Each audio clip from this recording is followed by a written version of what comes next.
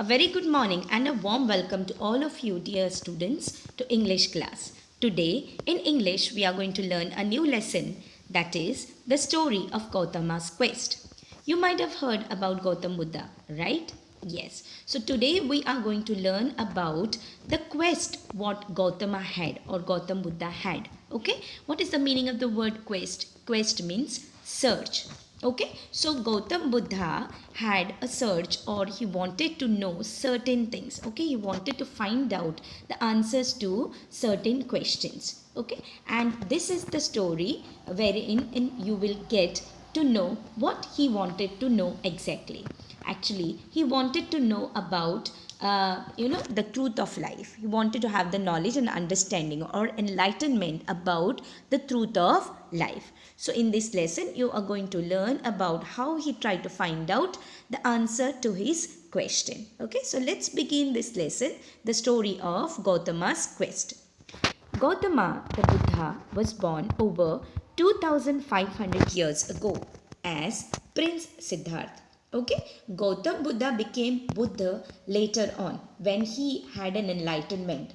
But before he was the prince, and this prince name was Siddharth.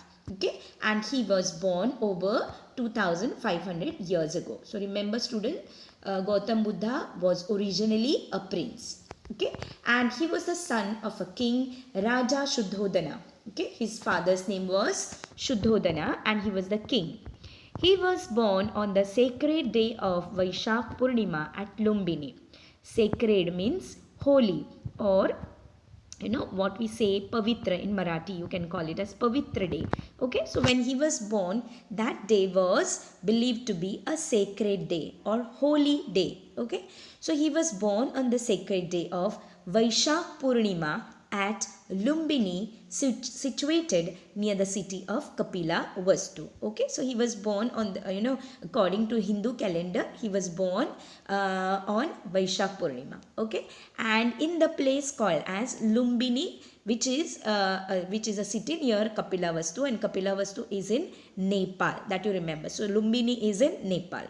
But unfortunately, what happened is that when he was born, just after 7 days, okay, after his birth, his mother Maya Devi passed away. Okay, it was a very sad news at that time.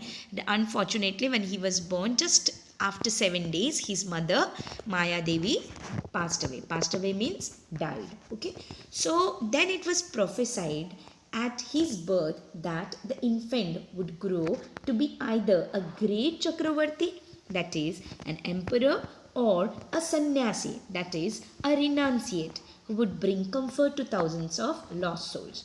So prophesied means what? Prophesied means said what would happen in the future. Okay, like how Jyotishi and all, they tell about what will happen in the future. The same thing, it was at his birth, it was prophesied that he would either become an emperor, that is, we call it as a Chakravarti, like Chakravarti Ashok Samrat, we say na, emperor, great emperor Ashoka. So like that, emperor means Chakravarti. Okay, or it was believed that, or it was prophesied, not believed, it was prophesied that he would either become this emperor, or he would become a renunciate.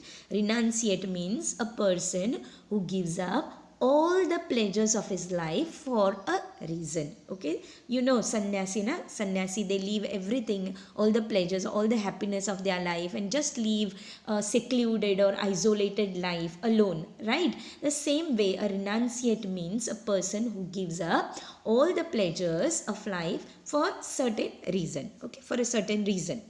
So he would either become a sannyasi or Chakravarti. Was prophesied when he was born, when he was just an infant. Infant means a newborn baby is called as an infant. So it was prophesied that he would either become Chakravarti or sannyasi, that is emperor or renunciate, would bring comfort to thousands of lost souls. Lost souls means those who have already lost their lives. Okay, so he would bring comfort. So it was prophesied like that.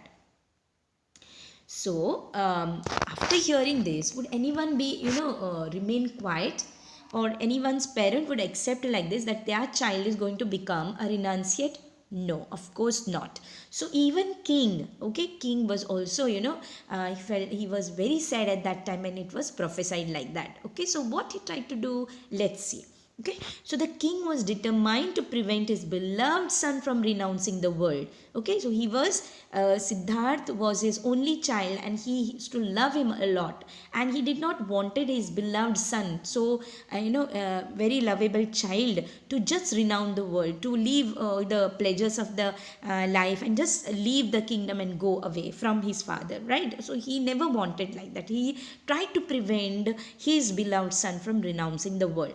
So what he did for that reason, he surrounded the prince with every imaginable luxury and comfort. Okay, every imaginable means the one who can, you can imagine what type of luxury or comfort he had given. So he just wanted him to keep away from what was prophesied at that time, okay, that he would become a renunciate. So he just wanted to give his son all the luxury and all the comfort, so that once he is getting used to that, he will never go and leave the kingdom or leave his father and go. Okay, so he tried to give him everything, okay, all the luxury, all the luxurious life and comfortable life. So it is said that the king had three magnificent palaces, one for each season of the year. Okay, so it was so it is said that it had a magnificent palaces. Magnificent palaces means beautiful palaces wherein he can live very comfortably. Okay, one for each season of the year. There are three seasons in the year, and all these three seasons king had different palaces. And in the beautiful atmosphere of these royal mansions, okay, royal mansions. Okay, so there was not only these beautiful palaces were there, but even differed for different seasons, but even there, the atmosphere over there was very beautiful. Okay, so Prince Siddharth lived his secluded and protected life at that time. Okay, so since he was kept away from everything, all the sorrows of the life, okay, all the unhappiness of the world or worldly tensions, he was just kept away. His father had kept him away from all the worldly tension, so that he would live there peacefully. Secluded means isolated. He was isolated from everything. Okay, secluded means he was isolated from everything. That means all the unhappiness of life, all the uncomfortable life, he was just kept away from all these things, and he was protected. He had a protected life. Okay, so that no unhappiness can come in his life, no sorrow can come in his life. So like that his father had done. Okay, so in good time, the prince was married to one of the most beautiful girls of the realm, Princess Yashodhara, the daughter of the Kolian king. So what he did now, king did, he not only gave him the luxurious and the comfortable life, but when it was in good times at that time, he got him married also to a beautiful princess. Okay, so and that princess's name was Yashodhara, who was the daughter of Kolian king. She was very beautiful girl. Okay, Real means kingdom. Okay, students, Real means kingdom. So she was also the princess of the kingdom, and she was the daughter of Kolian king. And soon after getting married, he got a son, and his name was Rahul. Okay, soon a son Rahul was born to them. And now he was almost grown up. Siddharth was grown up, and he had reached the age of 29. Now since he had become old enough, so he wanted to go out of his kingdom. He just wanted to know how his kingdom, how his people are. Okay, he wanted to know about his people. So what he did, when he was just 29 years old, he went out to see his kingdom and to meet his subjects means those people in the kingdom, the people who live in the kingdom, or what we say praja. Okay, so his subjects means his praja. He went to meet his praja. So he beheld what the Buddhist books call the four signs, witnesses to the impermanence of the world. Now what does this mean? Okay, there are Buddhist books which has four signs. Okay, it is said that when Gautam Buddha got an enlightenment, or he just had certain questions, it was because of these four signs which are mentioned in all the Buddhist books. Okay, just because of these four signs, Siddharth became Gautam Buddha. Okay, so which tells that nothing is permanent in this world, everything is temporary. So witnesses to the impermanence, or whatever proofs are there for the impermanence means nothing is permanent, or impermanence means it's temporary. Impermanence means temporary. Okay, so he came to know about the truth of the life, that nothing is permanent. That means even life is not permanent. Whatever has got a birth, that thing has to die. Okay, so when you are born young, it doesn't mean that you will remain young throughout your life. You will grow old. Okay, so all these tells you that there is nothing is permanent in this world, everything is temporary. That is, even your childhood, now you are in your childhood stage, you will be growing into an adult, then slowly you will be growing old, you will become sick, and then finally you will be dying. So all these signs, all these are called as the four signs which were which are mentioned in the Buddhist books, and because of which Prince Siddharth became Gautam Buddha. Okay, in the quest of finding the truth of life. Then he saw an old man. So this was the first sign. He saw an old man, sorry. So he never knew that people are growing old. Okay, so at that time he thought that, okay, so I will not be the same as I am now. Okay, even I'm going to become old like this. Okay, a person who is bending, actually it is just mentioned here about old men. Okay, actually in history it is said that when he saw that old man was just bending, and he had one stick in his hand, and his hair was gray. Okay, so he saw all these signs in that old man. So he even tried to think that he will also become one day old.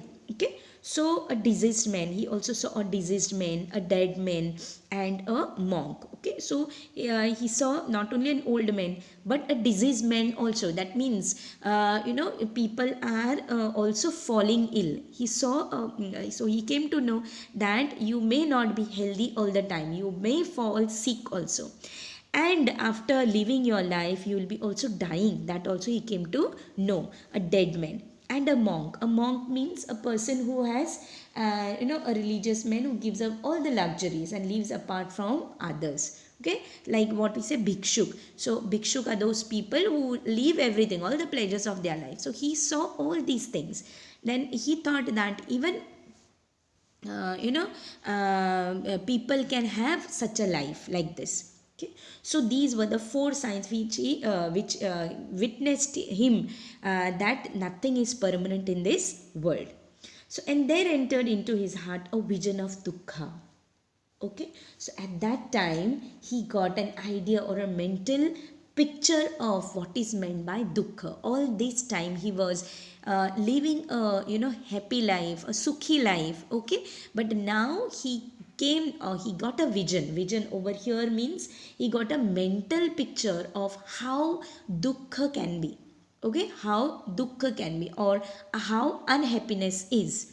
Okay, how sorrow is. Okay, so the dukkha, or the world sorrow. What is the way out of the world sorrow? That came to his mind. Okay, so he started thinking that about what is the way out of the world sorrow. What can make you happy?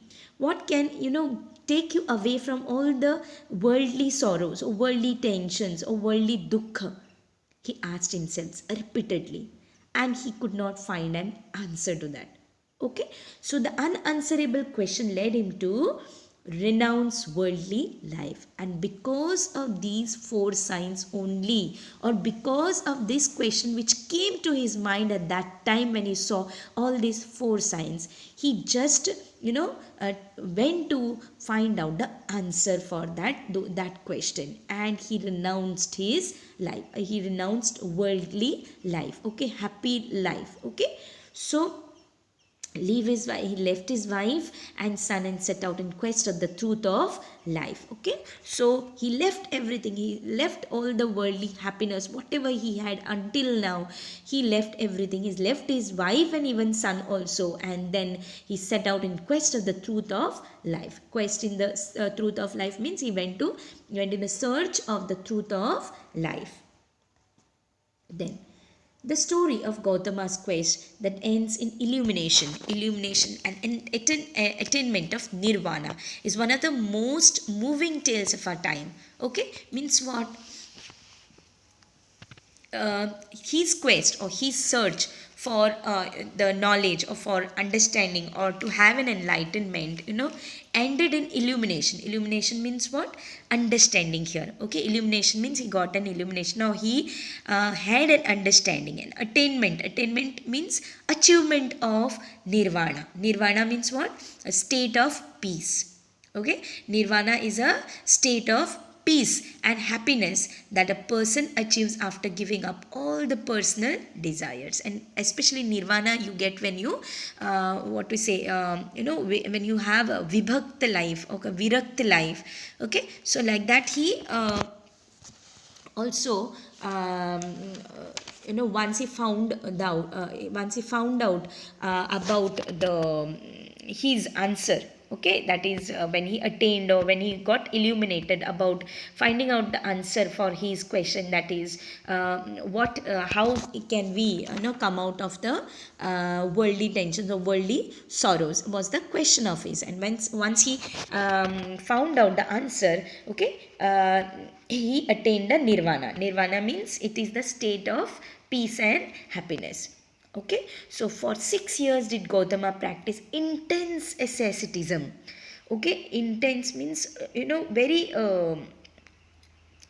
sharp or too much. Okay, intense means too much. Okay, so asceticism means what? Simple and strict way of living for religious reason. Okay, simple and strict way of living a religious for religious reason, like what we say in Marathi, tapasvi, we say tapasvi.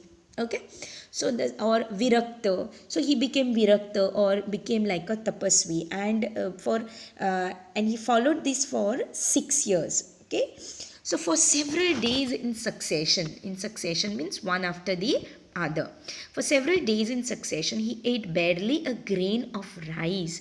That means he started to starve. Okay, he did not have anything. He remained hungry for several days. Succession means one after the other. He did not eat even a grain of rice, a single grain of rice. He did not eat for several days. So his strong athletic body was reduced to a bag of bones. You can imagine, students, so if we have fast for one day, even if we fast for one day, the next day we feel very weak, right? Because our body requires a lot of energy, and that energy we get it from the food what we eat. And you can imagine that if a person is not eating for several days, what can happen to him? The same thing happened to even Gautam Buddha or Siddharth, Prince Siddharth, that he did not eat for several days, and his body was a very athletic or strong body. You can imagine a person who is an athlete, how his body is. His body was also athletic because he was, after all, a prince. And a prince means they have good food, good exercise they do, right? So his body was athletic body, very strong body, very beautiful body. Okay, and his athletic body, just because he did not eat for several days, turned into bag of bones. So he became like a skeleton. His bones were seen from he became skinny bony. Okay, just because he did not eat for several days, but it served no purpose. Okay, whatever he wanted to find out the answer to the question, he did not get an answer even after remaining hungry for several days. So the Buddha then scattered a handful of grass on the ground beneath the Bodhi tree and formed a seat for himself. Okay, so what he did after that, he had just turned out a skinny bony or bag of bones. What he did, he just scattered what to say, handful of grass on the ground beneath the Bodhi tree. So the students, you can see, this is the Bodhi tree where Buddha used to sit under. Okay, Bodhi tree is nothing but a people tree. Okay, people tree is also where he was sitting. This tree is called as Bodhi tree. Bodhi tree is nothing in, none other than people tree. Okay, so and this Bodhi tree is found in Gaya in Bihar. So remember that also. This Bodhi tree is in Gaya in Bihar. That you have to remember. Okay.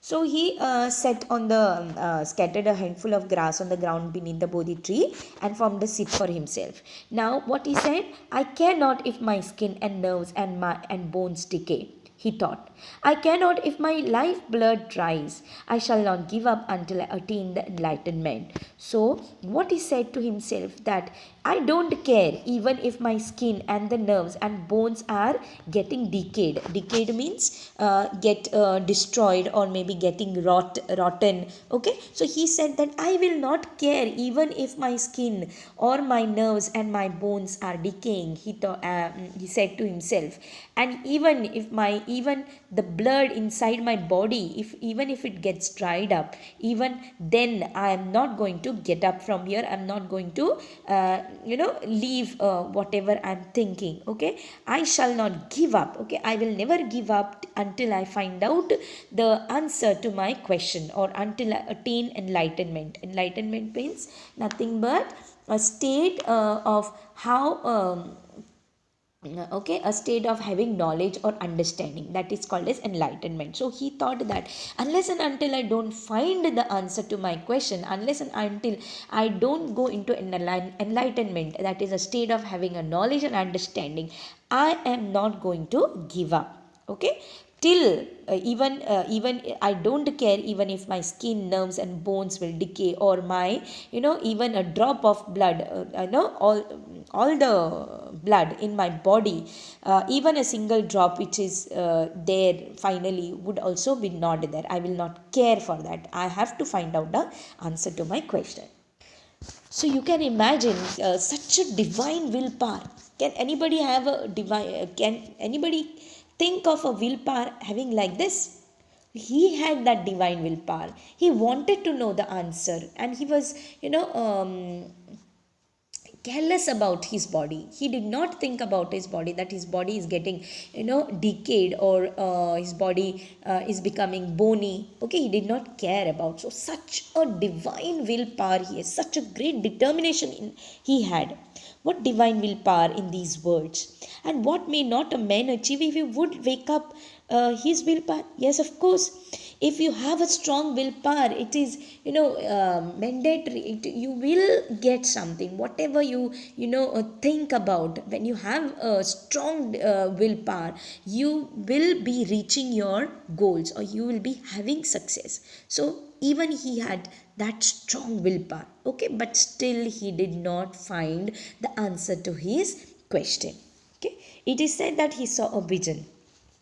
Okay, so he got an idea, or he got a mental picture at that time which contained a message for him. It acted as a spiritual stimulant to him. Okay, so it acted as a spiritual stimulant. Stimulant means something that encourages you from inside, or gives you energy from inside. So even when he was having this, he had decided, he had this willpower, from within he got a vision. He came to know certain things. Okay, and that vision contained some message which would encourage him, or which would give him energy. So words were like this: tune the sitar, neither low nor high. The string overstretched breaks, and the music dies. The string overslack is dumb, and the music dies. So, what does this mean? You know a musical instrument called as sitar, right? No, sitar is made up of strings, right? So, sitar you can play when you can stretch the strings of the sitar. Okay, then only the sound or the music will be coming.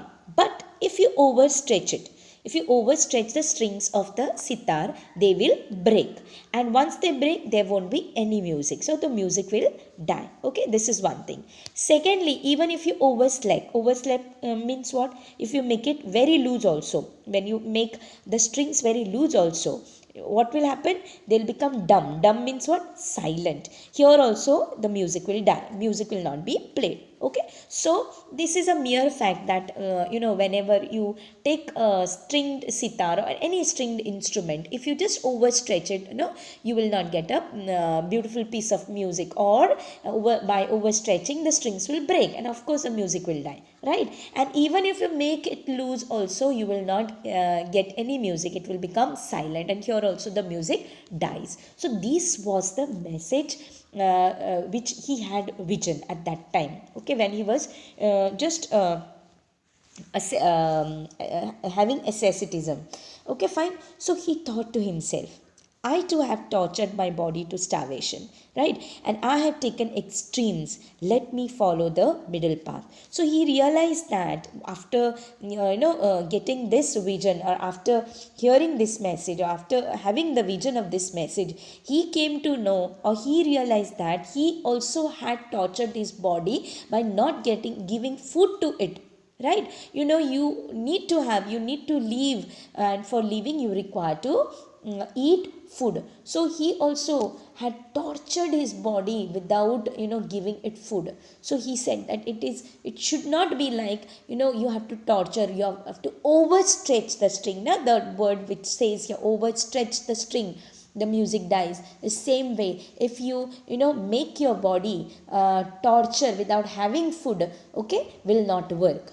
This is one thing he came to know. He realized this fact. And secondly, that means he should not take it to extreme level. He should not take it to extreme level of starvation. He will not get the answer to his question. This he came to know. And secondly, when you have overslack, very loose, that means you have all full comfortable life, then also you cannot luxurious life, a comfortable life, you cannot find the answer to the question. He realized this. Okay, overslack means over here, it means that he had a luxurious or a comfortable life. So you cannot find out find out answer to the question when you have a comfortable or a luxurious life, or even when you have extreme, like when you don't have food, or when you are torturing your body without having food also, you cannot find out. So you cannot have two extremes. So he thought that I should have a middle path. Okay, so when he tried to get up to take a bath in the river, he found that he had become so weak that he could not rise. Now he thought that he should eat, and therefore first thing what he did is he wanted to go to have bath. But when he tried to get up from his place, he could not get up, because for so many days he was starving. That means he did not have enough energy to stand up and walk a little bit. Okay, so he could not have that much strength. His body had become very very weak. His body has almost turned into like a skeleton, a bag of bones. Okay, so he did not have energy at that time to just go there and take a bath. So just then, at the same time, what happened? Just then, a beautiful girl named Sujata appeared before him, carrying a golden bowl filled with sweetened milk and rice. So at the same time, you can imagine that God only must have sent this angel Sujata. Okay, so just then, this beautiful girl, whose name was Sujata, appeared before him, and she was carrying in a golden bowl, bowl which was filled with sweetened milk and rice. Sweetened milk and rice, you can say it as a kheer also. So when she saw the weakened ascetic, ascetic, as I have mentioned to you, a person who has severe, simple and strict way of living for religious reasons, or you can call it as tapasvi. So she saw this weakened ascetic. Okay, you can see she saw that this ascetic person was very weak. So what she did, she offered a bowl at his feet. Lord, please accept my offering of milk and rice. Buddha accepted her offering. So, this was his first meal after many days of starvation. It refreshed him and infused a new strength in him. He realized that making the body suffer was not the way to enlightenment and truth. So this girl said to him that, Lord, please accept my offering of milk and rice. So if when she offered this milk, Buddha also accepted her offering, because this was his first meal after many days of starvation. So he was starving for so many days, and he accepted whatever that girl gave to him. Okay, that is a bowl of milk and rice, that is kheer. Okay, he accepted that offering, and it was his first meal after so many days of starvation. He remained hungry for so many days, so it was the first meal after that starvation. And just because he had that, after that it refreshed him and infused a new strength in him. Okay, infused means make somebody have some particular quality. So here also he had now a lot of energy, now not lot of energy, it gave him some strength or some energy, new energy in him, refreshed him. Okay, he realized that making the body suffer was not the way to enlightenment and truth. So he came to know, he realized that if I make my body starve, I will not get the answer to my question. So I should have a middle path. So then Gautama had longed for enlightenment. Okay, he had longed for enlightenment means what? He was trying to find out the answer to his question for so much time. Okay, enlightenment, as I mentioned to you, it's a state of having knowledge and understanding. So he had longed for, means he was waiting for finding out the truth of life. That night he found the answer to his query. Okay, the same day when he had food, or rice with milk, he found the answer to his query or to his question. What is the cause of sorrow? Oh, okay, so this was his question, right? Or this was his query. And he came to know the answer. Let's see what is the answer to this. Okay, his answer to this was, the cause of sorrow is desire. Okay, cause of sorrow is desire. That means when you desire something, okay, and when you don't get it, you will have unhappiness, you will have sorrow. Okay, sometimes what happens, children, some of the things we don't have with us, and that makes us unhappy, and we always want that one thing with us. We think that if we get that thing, we will be happy. That is actually our desire. Okay, everybody has some or the other desire, and because everybody has the desire only makes them unhappy. If you just leave your desire and live in whatever you have, whatever you are having, with that only you remain happy, okay, then you will never have sorrow in your life, or you will be always happy throughout your life. So desire is the main reason to all your sorrows. Even you may be having certain desires, like for example, if you are belonging to a lower middle class or from a poor family, and if you see a child having coming in a car, or, father is dropping every day in a car, nice clothes and all, or nice gadgets they are having, suppose. Okay, you also might be thinking that I should also have a car, my father also should leave me in a car, right? So that is your desire, and that is only making you unhappy. But you should always live a contented life, satisfied life. Whatever you have, you should be satisfied with that life, then only you will always be happy in your life. It is not that all the rich people in this world are happy. No, they also have tensions, or they also have sorrow. So if the money is not the matter, but they will have some other desires. Okay, they will be having some other wants. Okay, and in to meet those demands only, or to meet those wants only, you become unhappy. Okay, so when you don't have any desire, then you will become happy. So he also got the answer to his question, that what is the what is the cause of the sorrow. The cause of the sorrow is nothing but desire. You leave all the desire, you will be happy. The cure for sorrow is to give up all the desires and adopt right living. Right living means be happy with whatever you have. Be contented with whatever you have. Be satisfied with whatever you have. That is the right way of living. Okay. So born under a tree. Now the Buddha received illumination also under a tree. Okay. So born under a tree. So that means Buddha was born. From Prince Siddharth, Gautam Buddha was born under a tree. Okay. So he received illumination. He received understanding under the same tree. Okay, he started under the tree, under that Bodhi tree or people tree, and he received the illumination also there. So under a tree, therefore to this day we venerate this tree as the Bodhi tree. Venerate means have great respect for, and this day means when Buddha, Gautam Buddha, Prince Siddharth now became Gautam Buddha, okay, received illumination, got enlightenment, found the answer to his question.